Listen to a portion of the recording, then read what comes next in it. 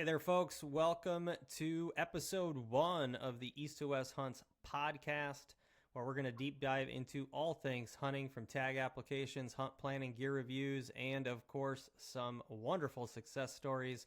I'm your host, Alex Gruin, owner of East to West Hunts, and today we have a really special episode for you. I'm joined by a really good friend of mine, Jason Farmer, and he is fresh off of an incredible hunt in Arizona where he harvested a trophy bull that, well, he's been trying to harvest the trophy bull there for a long time. So we're going to hear about this experience and how hard it was for him to draw the tag, and talking about the exploration of the day-to-day and what he experienced there. So future reference for you, if you're looking to hunt in Arizona, this is going to be a good one to listen to because we get to hear about Jason's journey here. So with that said, Jason, I know we were talking a little bit here, but we've known each other now for 13 years. And if I look back, I think probably the most fun hunts and the most successful hunts I've had, I think we've hunted together on almost all of those in some regard. So this is cool. I'm really excited to hear about your story on this, just because I didn't, full transparency, I didn't hear this whole story. So I'm looking forward to doing it, and it's fresh, so we might as well get it cooking, right off of the bat here. So with that, Jason, let's really just jump right in, man. I think about all the success you've had. For reference, Jason's got like 75 elk mounts in his house. I'm staring at an elk right now. So if you are a YouTube watcher, this episode is on YouTube, so you can watch it in full video, and you're going to see he's got a moose in the background. It looks like he's about to scratch its head. So he's got a lot of taxidermy in his house, and this is going to be another addition to it. So let's start off. Let's just talk about, like, how did you set on wanting to do this hunt, and just like this year alone, like how did it all work out for you? Because I know the details of the draw process there, but walk us through that a little bit for everybody to kind of, hear and learn about that from you. Okay, well, thanks, Alex, for having me, and we'll dive into this. Basically, I knew that Arizona has always been my kind of my piggy bank to hold on for, hold your preference points for that once in a lifetime deer hunt, once in a lifetime antelope hunt, or that once in a lifetime elk hunt.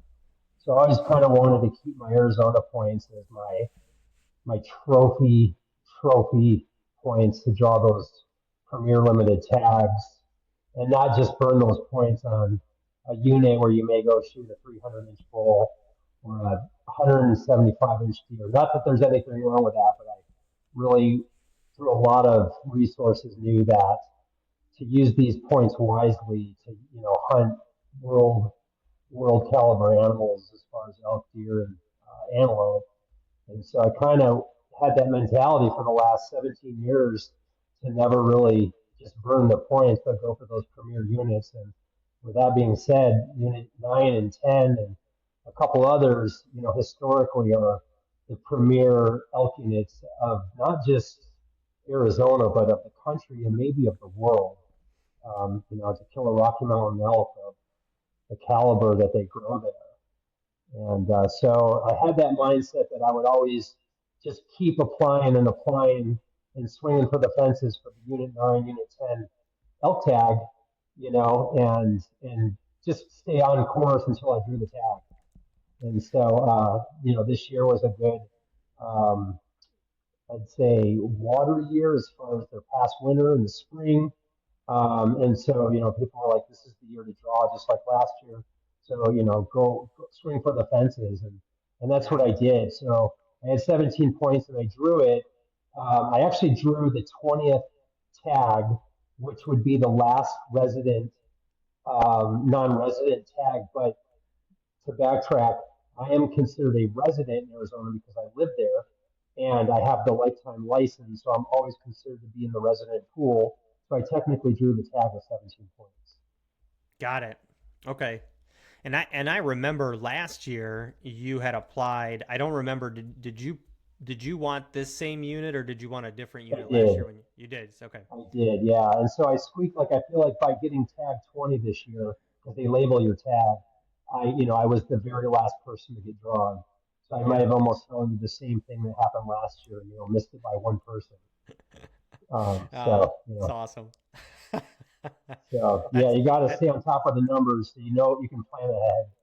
Yeah, I mean that's just how it goes, right? I mean it's one of those states where it has preference, but it also has the random draw opportunity too. So Yeah, you really got to have both in a sense. You got to have yeah, some luck and you got to have those yeah, points. So yeah. that's cool, I man. had three guys. I actually had three guys in camp that had drawn with the random, and then me and another guy drew as max point holders. Me being in the resident pool and him being in the non-resident pool with 25 points he drew, and then the other Got three it.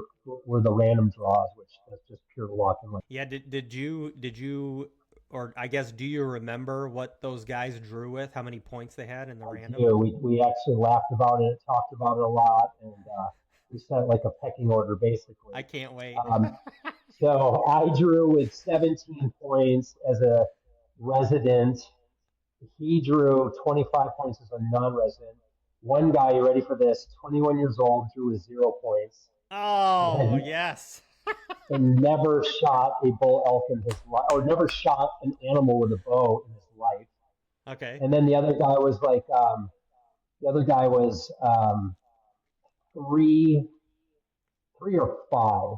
I'm sorry, that was the total amount of hunters in camp. Okay. So yeah, Did just out of curiosity, did the guy with 0 points harvest anything?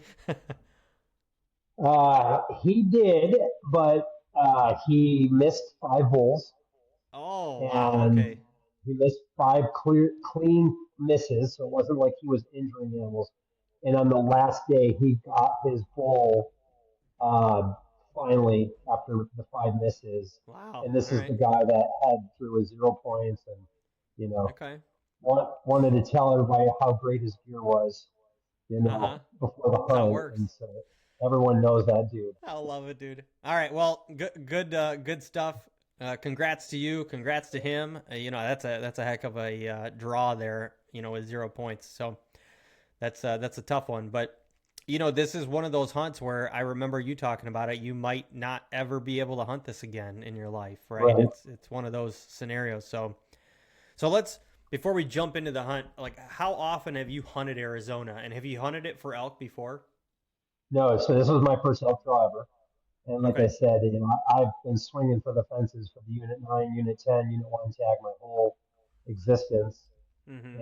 And, I knew I was in that realm of drawing in a year. I was always on the cusp of being the max point holder as a resident. And so it just by chance worked out that way. But no, this is my first technical elk hunt. I drew the Arizona Strip Archery Deer Tag 2016. So really, this is my only two limited premier tags I've ever drawn in Arizona. Yeah. Was Well, Elkin.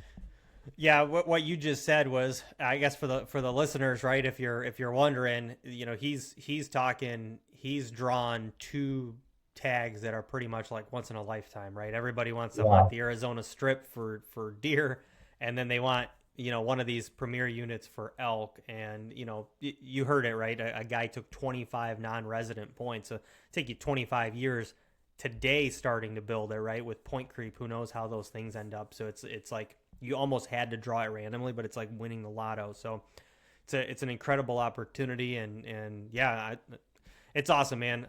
Super congratulations, or a massive congratulations to you on that. It's awesome. So you talked about gear a little bit. I'm a gear nut, you know that. But yeah.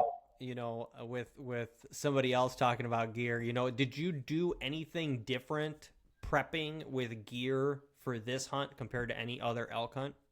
Yeah, so this was a pretty much a very monumental year in my hunting career. I am basically getting a full shoulder surgery in January of 2025.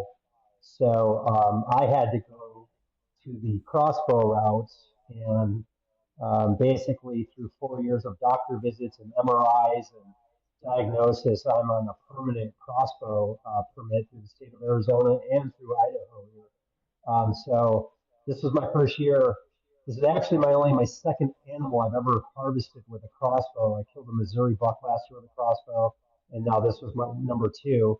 But yeah, Nice. so I'm permanent crossbow now, and had to basically change everything. I purchased a Raven crossbow after reading all the reviews and looking at the speeds and the quality of Raven. So I decided to go the Raven crossbow route, and I've been shooting it for a year and a half to 2 years.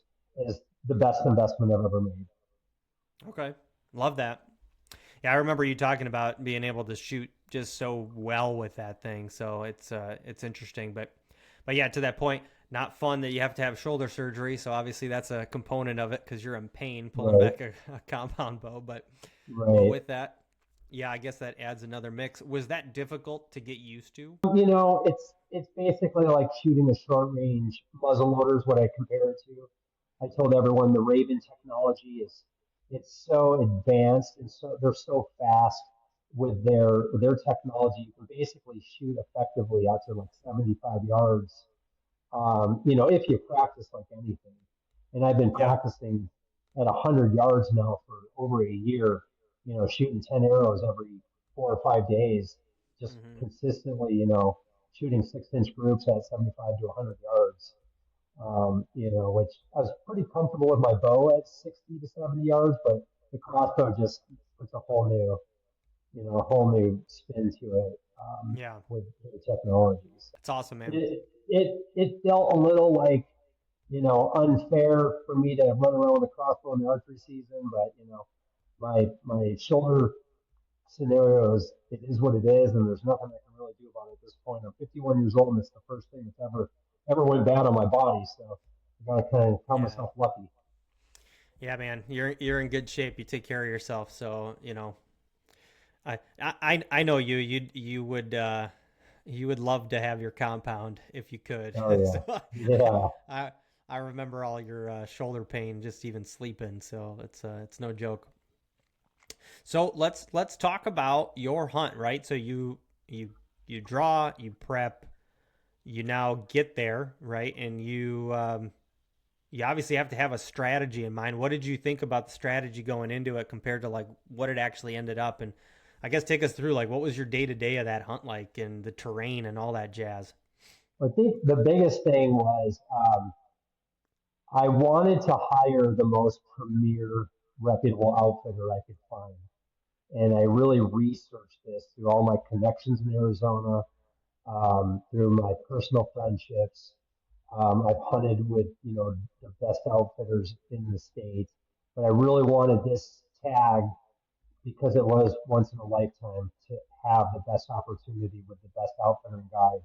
I didn't want to try to go down there and do it myself and waste the tag on a Mm-hmm. lifetime draw. So I really researched the outfitters, and collectively I found exclusive pursuit outfitters. They had the best reputation, in my opinion. I didn't get a single negative um, review on them. And the guys I talked to just said they're hardcore hunters.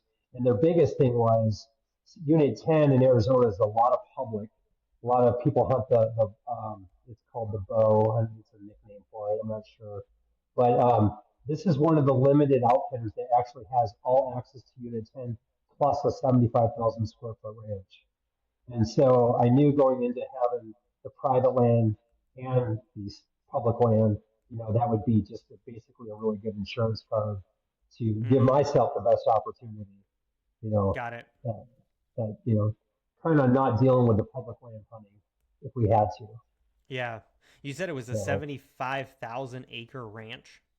Yeah. 75,000 acre. And I thought to myself, I'm like, well, okay, how much of the 75,000 acres is elk habitat? And when I got there and seen it, I'm like, oh, all 75,000 of it's elk habitat. And again, these ranches, they're not high fence. There's no fence. They blend in. They border the public land. A Yeah. lot of elk come from the 75,000 acres and go into the public and vice versa. So, you can get a bull elk from anywhere. It's smack dab in the middle of this huge.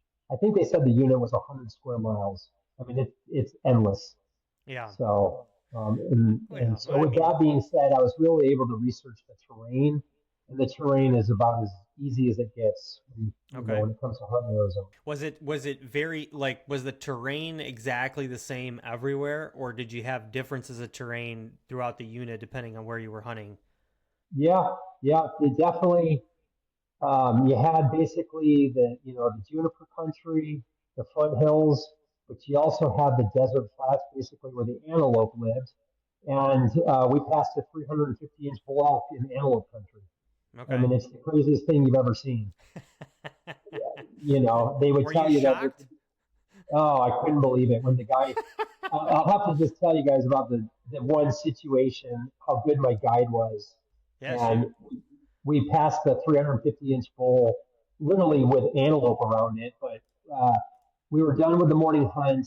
He said, it's 10:30, 11. Let's go out to the antelope country, the flats they call it, and just let me throw out a location bugle. So we go out there, and I don't see a tree within 100 miles of me.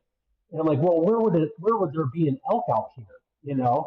And he's like, oh, there's these little finger draws out here that are, have very small trees in them. And I'm thinking to myself, I'm like, well, this is in the middle of the desert. The sun's beating down on you. These elk got to be hot. And he goes out there and he lets off this location bugle, and we hear a bugle.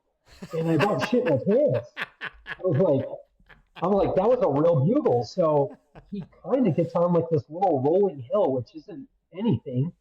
And we throw the binos up on the tripod. He's like, oh, big bull elk bedded right there. And I'm like, are you kidding me? And we look at this bull, and there's a 350-inch bull bedded against a tree, not even a tree, a bush that's not even 4 feet tall by himself.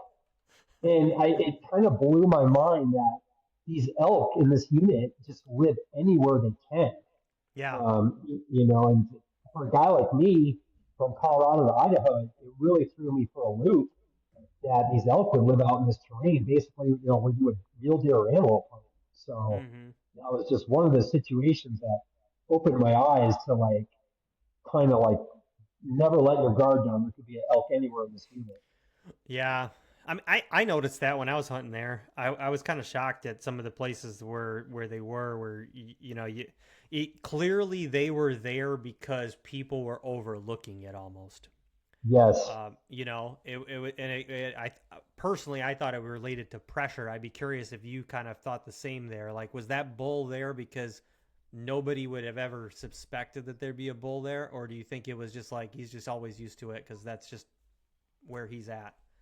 No one in our group was really hunting out there because the elk activity in the trees we kept calling it was so intense and so good.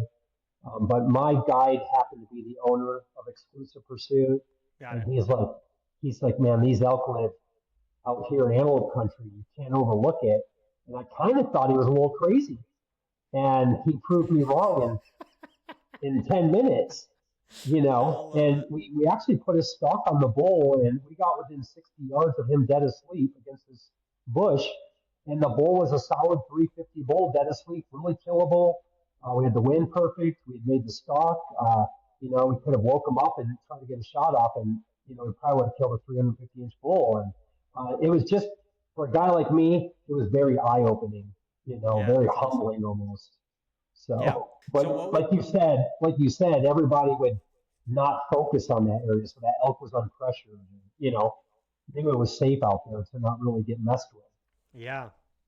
Yeah, I mean I think pressure dictates a lot with what elk are doing, and elk, they're either there or they're not, right? They constantly are moving in some regards, so it's just interesting. But with that, right? So, you know, what was your day to day like on that hunt? I mean, was it like you just didn't see stuff for a day, and then the next day was you were in them, or was it just consistent, like you were just Oh, having it was. elk all around you? I kept telling everybody it was like a Primo's video times 100. I mean, it was intense. Every hunt, every hunt was intense. We've seen elk every hunt. We were into the bulls bugling every hunt. The weather wasn't even that favorable, but it didn't matter. We were there in the peak of the rut. I was there from like that September 17th to the 26th time frame. All my research kind of showed that September 22nd is typically the magical day for the elk rut in Arizona and New Mexico. We crossed Mm-hmm. that line. So we were in them every day. I had one hunt. It was an evening hunt. It was the only non-productive hunt, and we seen two cows come into a water hole, and that was it. Every other hunt offered shot opportunity or really good visuals, on Mm-hmm. multiple bulls and so forth. So, Got it. and then to backtrack, we would always hunt and chase bugling bulls and glass in the morning and get into their bedrooms, get into the thick of it. And then every evening hunt was basically geared around sitting water because these bull elk, these elk just need water in these kind of Oh yeah. temperatures. Yeah. And so that's just typically what they do is they make their way to water in the evening. So yeah, two different hunting styles, through the whole trip, which to me was by far the most productive way to hunt. Yeah. Doing the two different methods. Got it. So So, how many elk do you think you saw like on a daily basis? oh God, and well, on social media, I was posting my daily pictures and what we were passing, and I ended up having to write it down. There were so many opportunities and situations. I couldn't even keep it straight anymore because it was just like everything was like blending together. I ended up passing 12 different bulls in 8 days of hunting. Wow. Um, 12 bulls. I don't think I've passed 12 bulls in my entire elk hunting, and on top of it, I passed three bulls that were in the 360 realm that would have been bigger than anything I've ever killed. Sure. And, for a guy to pass on a bull that would be his personal best, it was not easy. I had to do everything in my power to talk myself off a ledge, you Yeah. know, and really hold out just because the opportunities were so good, in this unit. So we would see, I bet you we've seen in the course of 8 days, because I was there for a 10-day hunt, I seen over 50 bull elk. And the weirdest thing is, I don't think I seen a single raghorn Mm-hmm. in 50 bull elk of, Yeah. and one of the other things the guide noticed, and I noticed, was there was a significant lack of cows. Like Okay. we were seeing cow groups, but not your big, huge herds you would think of. We would see like four cows, five cows. My bull was with 25 cows, but that was one of the biggest herds we seen. And so we kind of thought that was weird. And my Yeah. guy didn't really have a explanation. Yeah. So, I'd be curious on the bull to cow ratio in that unit because that is actually very interesting to think about. And I know you were posting stuff on social that I saw, but then you know I feel like you were kind of updating for reference for anybody listening or watching. Right, Jason was texting and putting stuff, and we have group chats and stuff like that. So I was getting to see some stuff, but again, didn't hear a lot about the whole hunt. And two, I think a snapshot or a picture doesn't really do justice of the whole deal. But I will say I was impressed with I mean, you definitely passed some big elk. I was quite shocked myself because, like, man, like those are some dynamite elk. He just passed them yeah, up.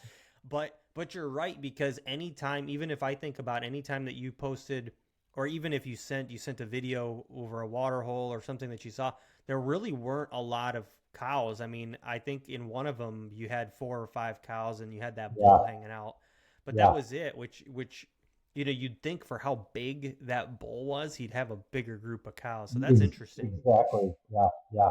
And the guides were scratching their head. They're like, why does this bull not have 25 cows with him? Where are the cows at? Yeah. You know, and we were all just kind of, they just kept saying it was a weird deal, but I was just in awe with how many bulls we were seeing, and the intensity of the rut because the bull to cow ratio was so good, as far as the bull numbers compared to the cows, What which do is what do you think? Just I'm I'm going to tell you what the statistics are, but what do you think the bull to cow ratio in that unit is? In my experience, I would say it was almost 3 cows to one bull in my experience. Okay. Yeah, I mean that, so it's a little higher. It's got it written down here that it's 14 bulls for every 100 cows. So again, that's Arizona Game and Fish statistics, but from what 2023. But that's interesting based on what you said. I really wonder where's the missing piece there, right? right. And then I guess another thing we were kind of scratching our head was we would. This is actually a big thing that we talked about after the fact was we would see one night I passed a bull that came in with 17 cows. I videoed him. He was about a 360 by 7, and he had 17 cows with him. And a 360 bull is a really good bull. It's a big bull. But Mm-hmm. that morning, above that water hole, we seen like a 380 bull that we thought for sure would try to take his His 17 cows. cows, and that bull never showed up. And that 7 by 7, don't get me wrong, is a big bull, but he wasn't the big mature herd bull of when you think of Yeah. what should be in charge of the herd. And that bull never showed up again. And we just, again, were scratching our heads like, why is that bull not kicking this little bull's ass and taking over this herd of cows? And every time we'd see a big mature bull, he would be by himself. He Yeah. wouldn't have really the cows with No, I mean it's kind of like why's the guy with the dad bod got the hot wife with two kids and why is the jacked guy single, right? him. Right, totally. We just God, never will understand. never. God, yeah, yeah. I love Absolutely it. agree. I See love that it. at the gym every day. I had to throw that one out there because it was perfect. Yeah, God. Oh, love it. Well, so what would you say? What was the most challenging part of that hunt? As a joke, keeping me from shooting every bull that was presented because Yeah. again, I was given incredible shot opportunities.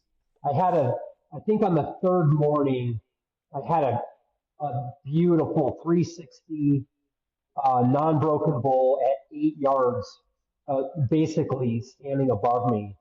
And my guide had to call me off the ledge to not center punch this thing in the chest.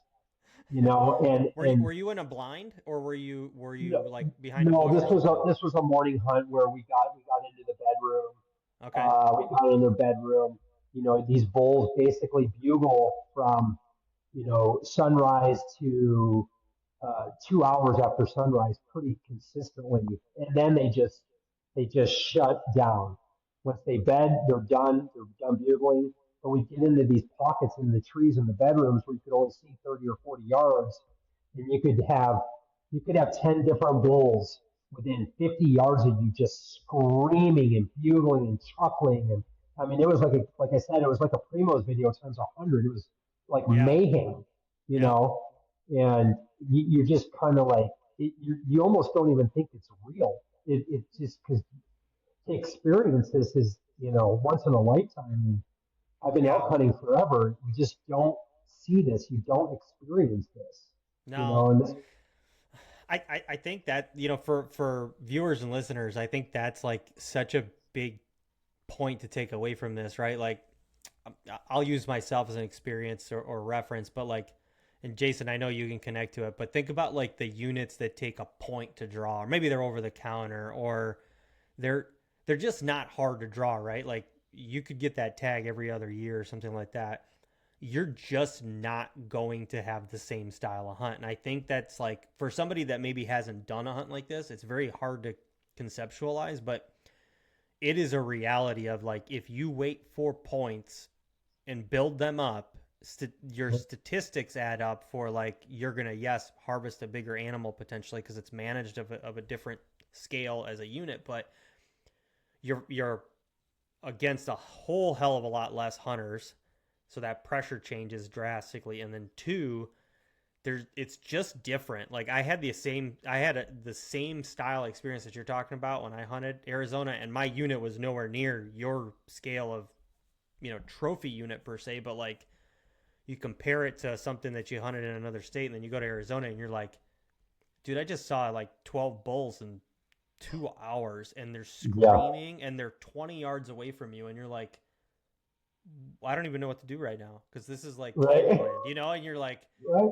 you're just shocked, and I'm like, oh, that guy's broken. There's like 2 spikes, and there's like Right. 20 cows, and these guys are fighting, and then I'm like, well, like, how do I navigate this now? Because I got I got a bull down here. I got to go around. My thermal's changing, but I got elk all around me, and that's literally like, for me, I remember it was like the difficulty was where were we gonna go, Yeah. Yeah. you know, and What that's bugle like, do you chase? Oh, a and it lot. was even my guide was like, dude, I've hunted for years out here. I've never seen him glunking like this, and it was such a cool feeling. But I was like, man, this is just like watching him on a TV show right now for hours, Totally. Totally. so Totally. moral of the story, if you have the opportunity, either I just say this on a client perspective, but putting somebody in for trophy units might take a long time, or you might be the lucky soul that's that 0 point holder that drew, but it is a different ball game of an experience of a hunt that we're talking to. So if you can't connect to it, I promise, do it or try to do it or start saving those points. But God, it's huge, man. I get what you're talking about. It's a whole nother world. So I had a Yeah. feeling you were going to say that was the challenge, though.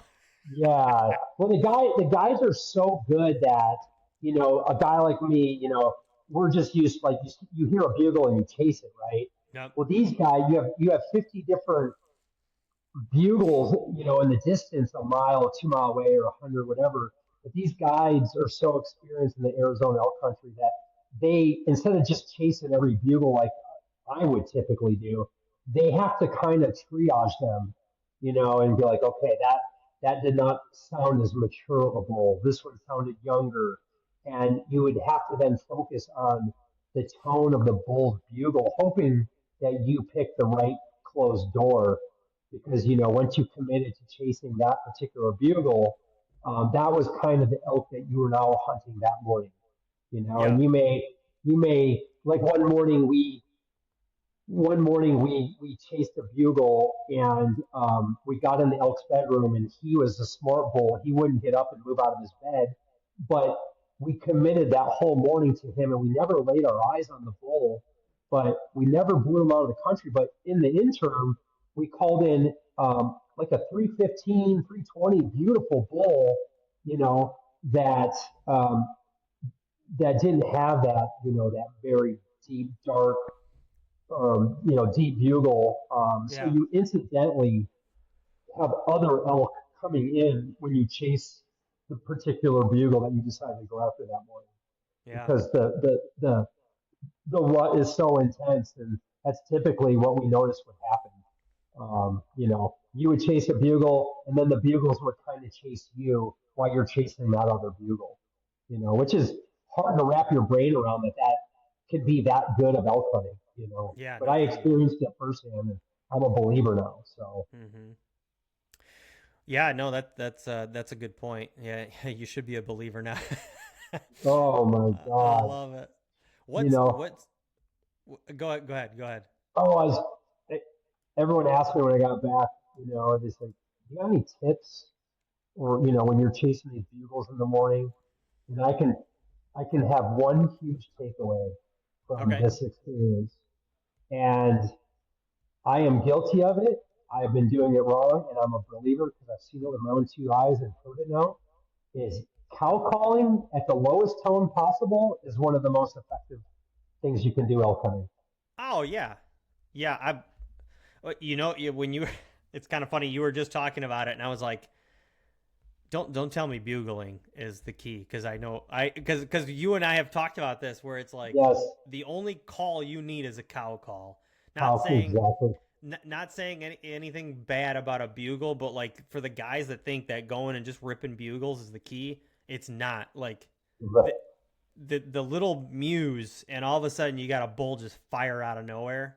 It's Yes, wild, wild. wild, wild. Yeah. Yes. Those really low, you can barely hear the cow call. You're like, God, there's no way an elk's going to hear that. And man, they just rip when they hear that real low tone cow call. And it blew my mind because I'm the first guy to say I blow my mind like a freaking trumpet, you know? And, and Got your hoochie I, mama out. You're just. yeah, not that bad, but you know, I'm done with loud cow calling, low tones, less calling, and another trick I learned on this when you get in that wheelhouse in their bedroom, I could not believe how much raking got a bull fired up in these situations. Yeah. I mean, they'd hear that rake, and then you could instantly hear them rake and bugle right back at you. Almost as like that Hmm. territorial, like stay out of my bedroom, Yeah. and that's kind of what they would do. And So so that it's interesting. So I got two questions for you there. The first one is so you get into their bedroom.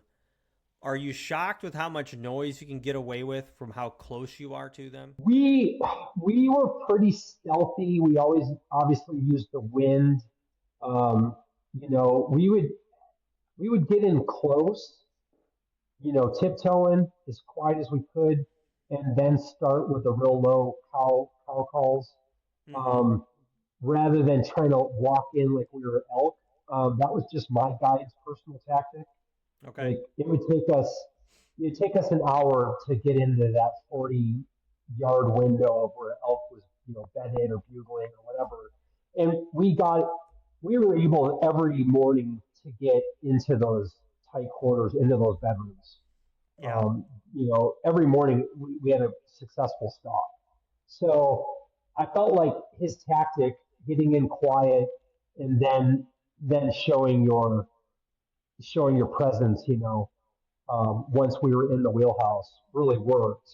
But Mm-hmm. we wouldn't typically, like when you watch TV or the videos, cow call or rake and let the elk come to us. We would go in completely silent, letting let the elk like kind of give up their location rather than bringing the elk to us. Which I was kind of shocked to actually see that because I thought it was going to be the opposite.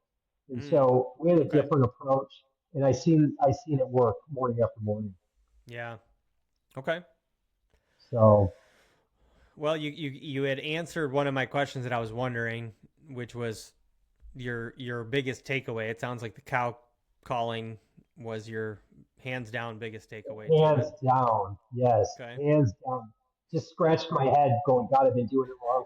I've killed a lot of elk, but I was just sitting there thinking to myself, I'm like, I'm humbled. I've been doing it wrong. Yeah. I'm the guy that thought you had to get the elk call out as loud as you can so they can hear it 17 miles away, you know, and I was just raw.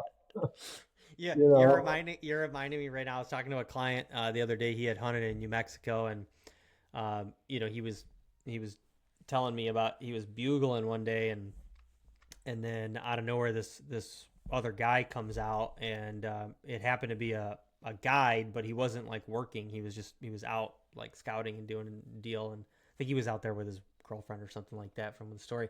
But anyways, yeah, the guy starts giving him feedback on his calls, and he's like, Oh, I'm not a great caller, but I just didn't realize how horrible of a caller I was. So he's like, this guy gets a read, and he just starts ripping him, and he's like, he sounds amazing, and he's like, I yeah, felt like the smallest boy in school listening yeah, to him, But it just goes to show you do it all the time, and you really start learning back and forth with the animals, and then you really become an expert to it. There's an art to it, and it's like you that is a benefit.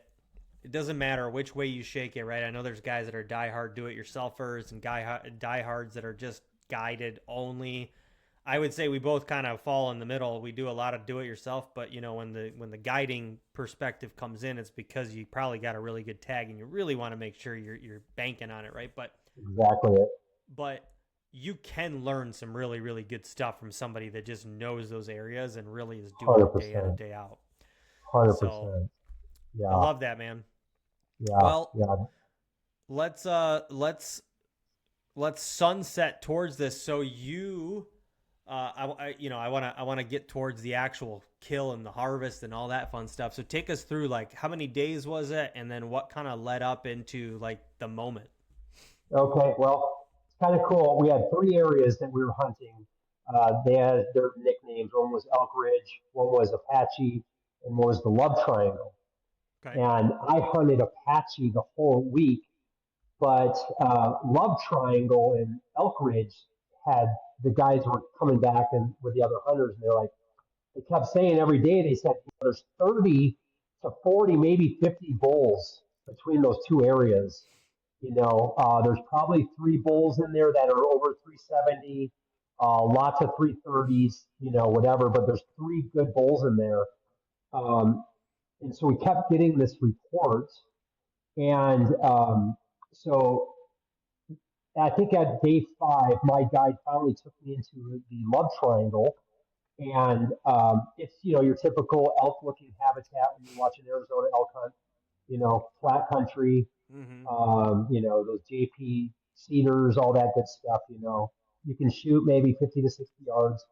And my first experience going in there that morning, we got on a herd bull with 30 or 40 cows, which again, this was the biggest herd of cows we had seen. It was a good 370 bull, and we got into the frenzy that morning. We heard bulls fighting. We heard bulls bugling. It was 360 degrees around us. It was the most insane, intense experience I've ever had in my life.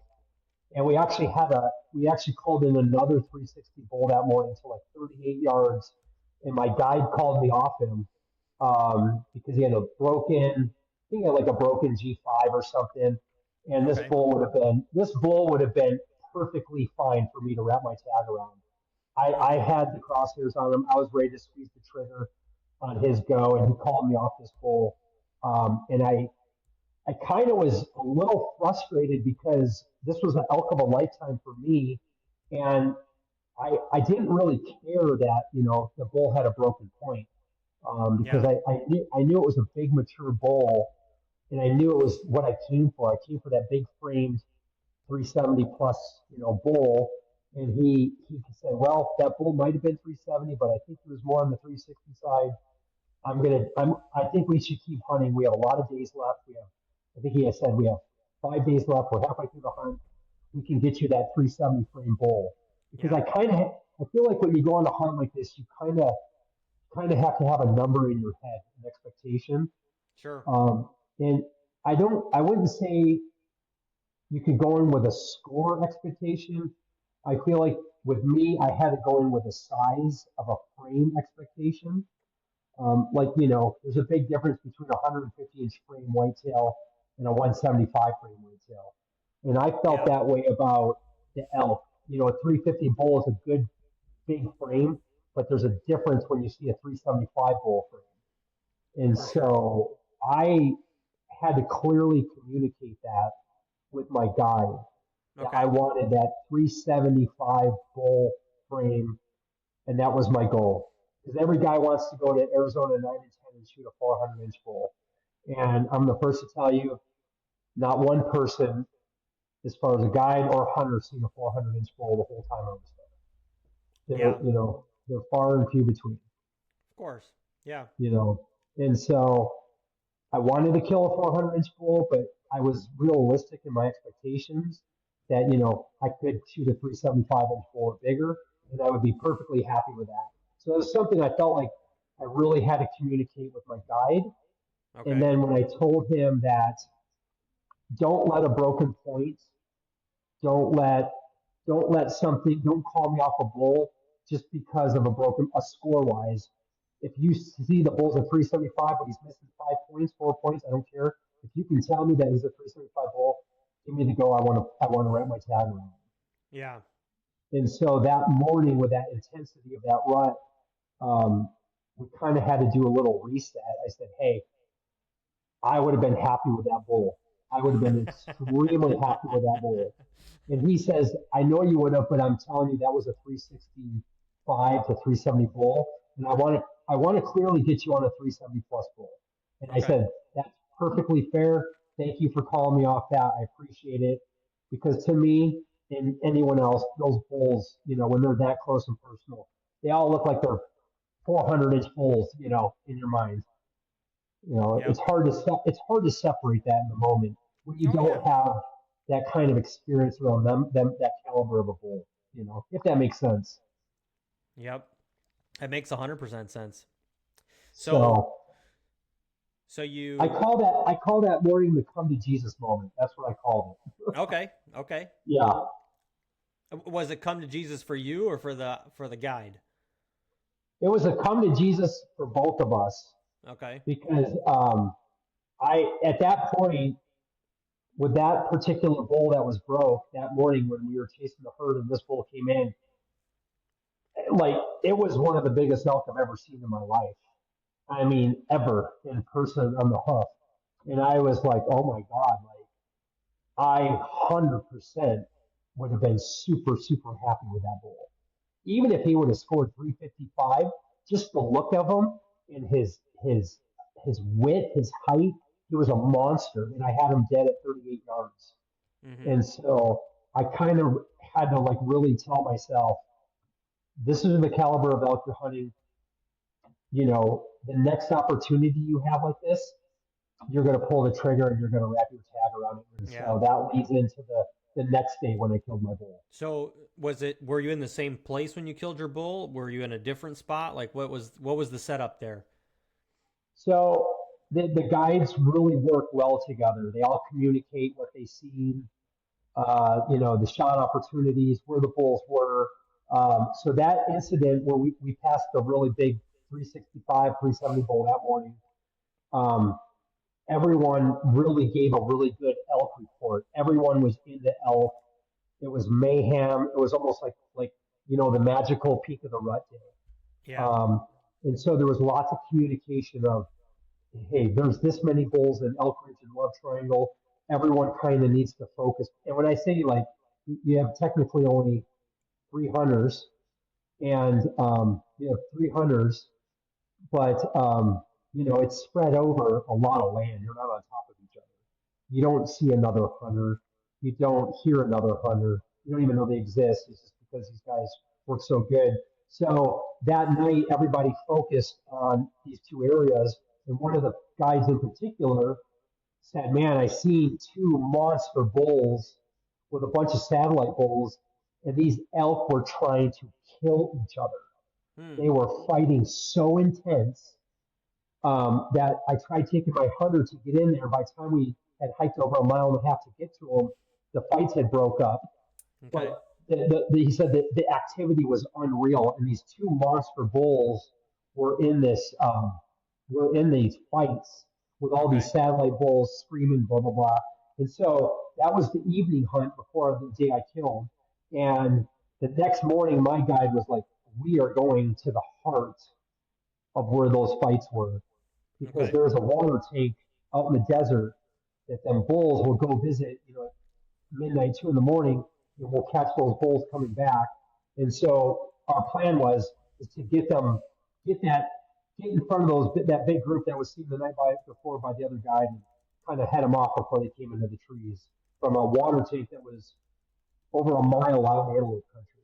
Okay. So that's kind of what caused us to be where we were in the morning the day I killed. Got it. Yeah. Okay. So that's a pretty good aspect to it. Did you I guess did you feel like it was more successful hunting water or was it more successful in the mornings getting in their bedroom? Mm, $1 million question. It is a million I dollar feel question. from a archery hunting perspective, the water holes are more successful because the elk come in relaxed. You have multiple shot opportunities.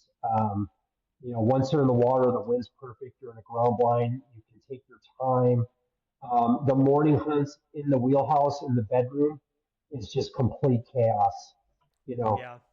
and me having a crossbow gave me an advantage, but I could see the difficulty with the morning hunts and how frenzy it is trying to, you know, get your arrow behind the shoulder of an elk with all the activity and the bugling or whatever. The evening Yeah. hunts, I felt like the elk were more relaxed. They're just more focused on drinking water. They're not bugling. They're not chasing. Just a more relaxed environment. So that's Yeah. kind of my takeaway from it. Okay. It's a good And takeaway, man. every hunter in camp talked and felt the same way. No one wanted to go try to chase off a herd of, get ahead of a herd of bulls in the evening. It just would be too much to try to do. So everyone was like wanting to sit water and then get into the bedrooms in the morning. And we all agreed Yeah. on that. So, Well, listen, it makes sense too because elk, I mean, they're big animals. It's hot, right? They need a ton of water. ton of water. They're watering. One, they're watering daily, but I would believe they're watering multiple times a day too, right? Yeah. So, and how hot was it? What was your weather like every day? It was, 75 to 85 every day. We had Yeah. two days of 35-mile-per-hour gusty winds. Um, the activity I felt was pretty good still, but it was hot. It was super hot, midday, whatever, where you could just tell that the elk had to get to water because they're chasing, they're bugling, they're depleting themselves of water. They need that. And, Yeah. Arizona is really good about these water tanks that are everywhere in the desert.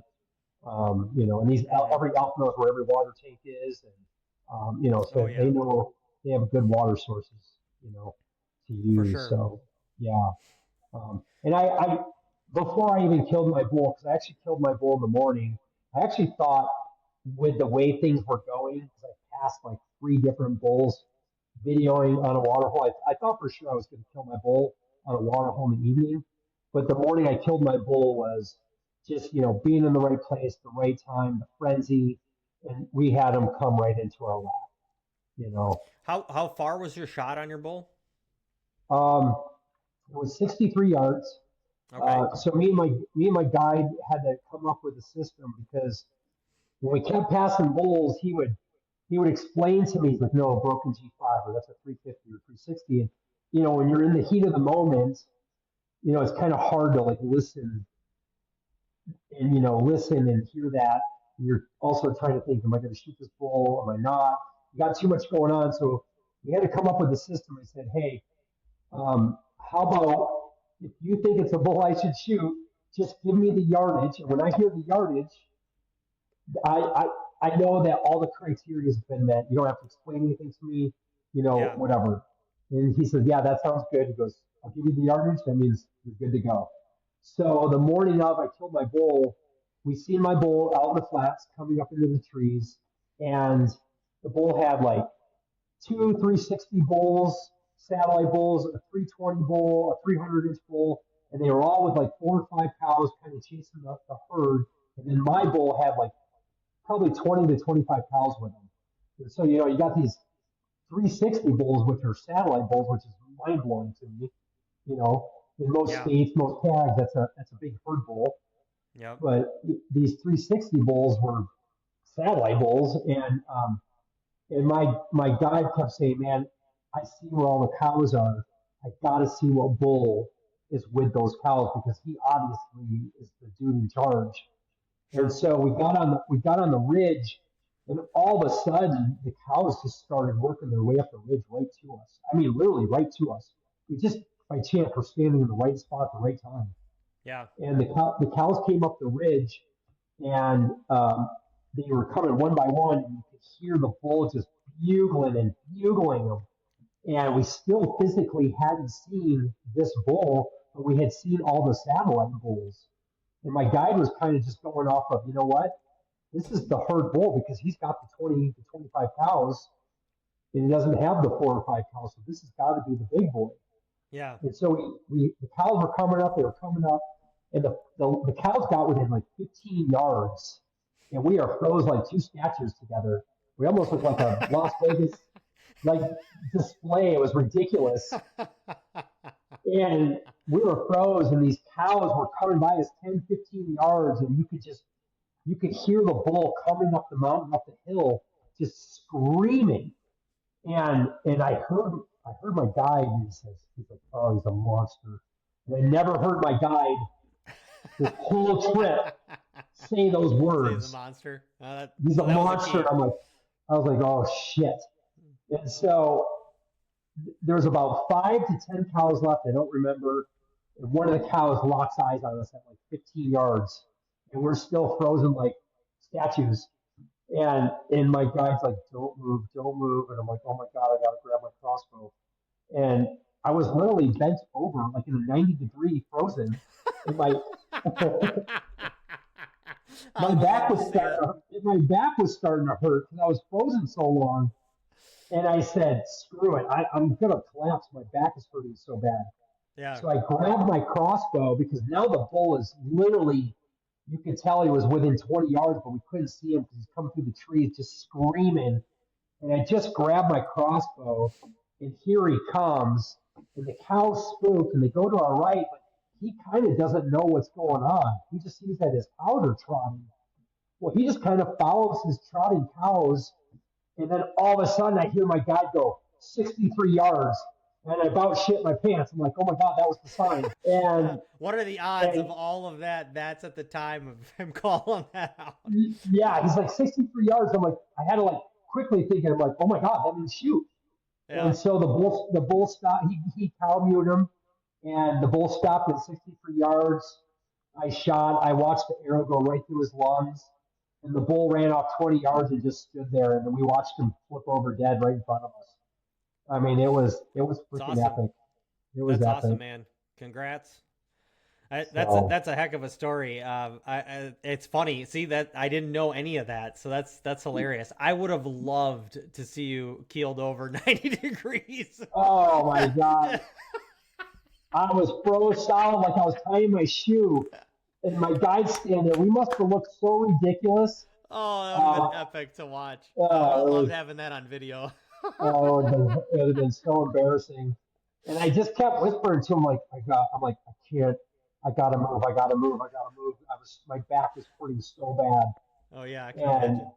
I just grabbed that crossbow, and then here he came, which was perfect, and back to my bull. He's broken above G3, but his right side antler is perfectly intact, and he ended up scoring 372 unbroken. And you could just tell, with his perfectly intact right antler, he's what I came to Arizona for. And just getting G4 through G7 fixed is not a big deal to me. And Yeah. so, I knew I shot a mature herd bull that kind of was in charge of the mountain that day. And Hmm. so I was just unbelievably ecstatic, and the pictures speak for itself. Yeah, so one thing that I guess stuck out to me, you were talking about how good your guide was at judging elk. Yes, So, what did your guide say that elk was going to score? he looked right at him and thought 374. Okay, You and then know, after you kill him and you go walk up to him, you get him scored. What did he actually score? All said and done. 372 and a half. That's pretty damn impressive. Yeah, he was spot on. And again, assuming my bull unbroken, we were just going off the perfectly intact right antler. He Yeah. was perfectly symmetrical all the way past G3. The width, the mats, the tie length, everything was perfectly symmetrical. So we kind of, we scored one right antler and then all the way up to G3 on the left side, and then used the measurements off of the intact antler, and 372.5. So he was technically off an inch and a half in the heat of the moment, which Yeah, is yeah. impressive to me. Yeah. But had he not been broken, what do you think he would have scored? Oh, he would have been exactly Oh, 372.5. okay. Yeah, Got it. yeah, Okay. that's exactly where we Got came it. up with the score. Yeah, Got it. Okay, yeah, I'm following you. yeah. He's got 55-inch beams. He's almost a 40-inch spread.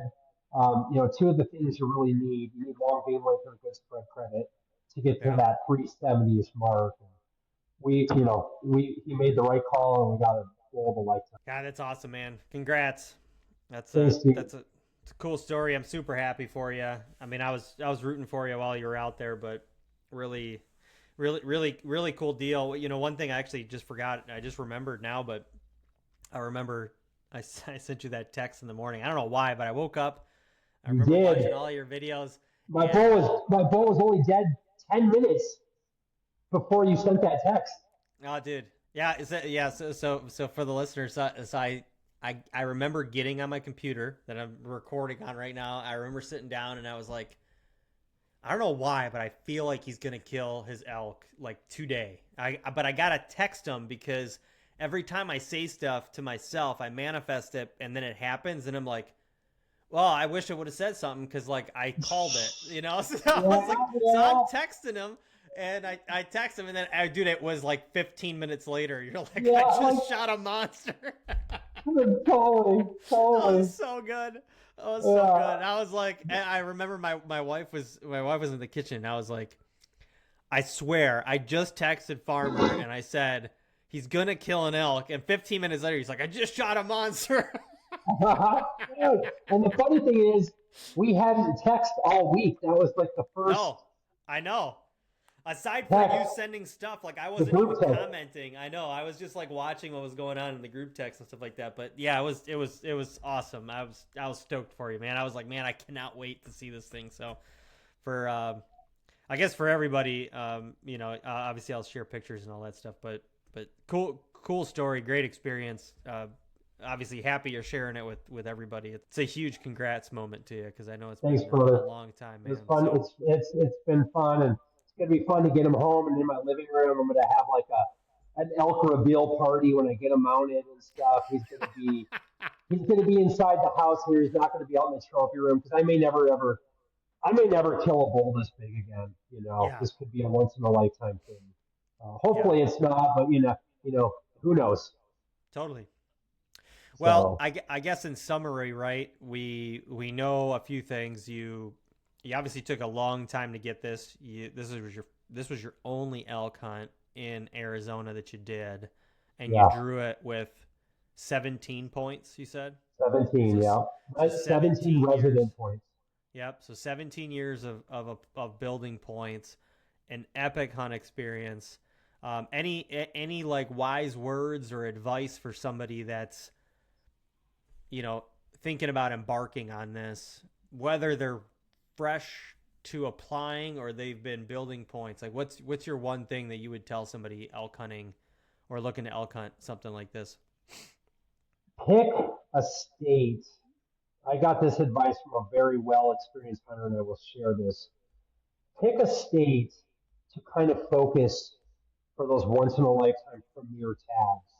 Pick a state like Arizona, Utah, and save those points for those premier once in a lifetime experiences or tags or whatever. Deer, elk, antelope, I don't care. And use your points and your tags in Idaho, New Mexico, Colorado, Nevada. Use those points just to keep hunting and enjoy yourself and kill quality animals and go on hunts, but pick a state to really stay on track and Yeah. keep those points and don't ever cash them in until you do draw that premier tag. Because you eventually will draw it. It's just a Yes. matter of when. So that would be my biggest takeaway is and I did that with Arizona. Arizona was I want to say my points for the best deer tag, the best elk tag, and I haven't drawn antelope yet, but I'm doing the same thing with antelope. So, and just have incidental hunts in all the other western states is Yeah. my best advice. It's great advice, man. I mean, I talk to clients all the time about it, and I talk about the application strategies and having, I call them ice cream machines. Okay, you ever go to the ice cream joint and they got like vanilla and chocolate Yeah, and cookie yeah, dough and they got all these different flavors, right? But it's like what if the machine's broken tomorrow? Like if you walked into one place and there was only one machine, it was broken, you don't have ice cream. But if you have 10 different machines, well, hey, orange creamsicle's out, but I can go get chocolate and vanilla. So that yeah, is your application strategy. You got to have different states that you're pulling from, and maybe you're only yes, going to go to one at one time, but that's going to be the glory spot for you. So yes, that's awesome. Great yes, advice, man. yeah. Well, I want to thank you for coming on and taking an hour and sharing the story. I think it's huge. Well deserved again, but really cool to just hear the whole thing break down and some of your takeaways. And obviously for the listeners and viewers, I think it's a great informative episode for them about a trophy hunt and a successful one, because we all know they're not all successful. But with that, I really want to thank everybody for tuning in. I encourage you here to subscribe to the channel. Please go and subscribe to the YouTube channel if you're watching this in a video format, or you can check us out on Spotify or Apple iTunes. Share the episode. Please give us a 5-star review, because that will help us drastically in jumping up in some wonderful algorithms that we know everybody is playing around with. And otherwise, check out East to West Hunts for all of your tag application hunt planning needs. Please feel free to follow along at East to West Hunts on Instagram, East to West Hunts on YouTube, or you can go on the website at easttowesthunts.com and maybe even book a free consultation with me to talk hunting experiences and maybe what you would like to do in the future there. And I will also add in the show notes here how to follow Jason, as he's got a plethora of amazing things to follow, especially in the hunting related realm, since that is all you do. You hunt, man. You really do. You're either with your dog. I'm leaving for Wyoming here in about 10 hours. I haven't even packed yet. I love it, dude. I gotta pack too, because I'm heading out to Colorado here. In 10 days or so. So I'm packing and doing all kinds of stuff. Actually, tomorrow I'm going to go and pack with my pack on for 5 miles and just kind of feel it out. So good luck in Wyoming, man. Thanks, bro. I'm ecstatic for you. So I'll send you pictures. Anyways, yes, please do. But anyways, for the viewers and listeners, thanks for joining along. Until next time, remember to scout, hunt, and repeat. We'll see you on the next one. Thanks.